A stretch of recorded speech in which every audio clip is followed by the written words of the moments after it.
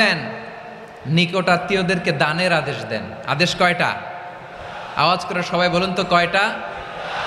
নিশ্চয় আল্লাহ তাআলা তোমাদেরকে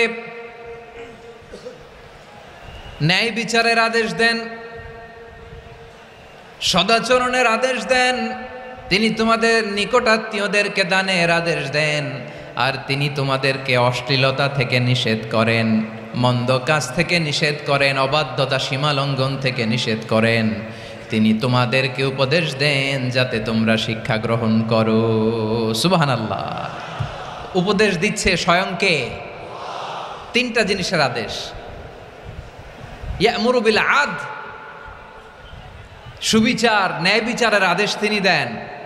ইহসানের আদেশ দেন, যাতে আমরা ইহসান করি, একে অপরের প্রতি সুবিচার করি, মহানুভবতা দেখায়, অনুগ্রহ দেখায়, আর নিকট আত্মীয়দেরকে যেন আমরা দান করি। এই তিনটা আদেশ তিনি দিয়ে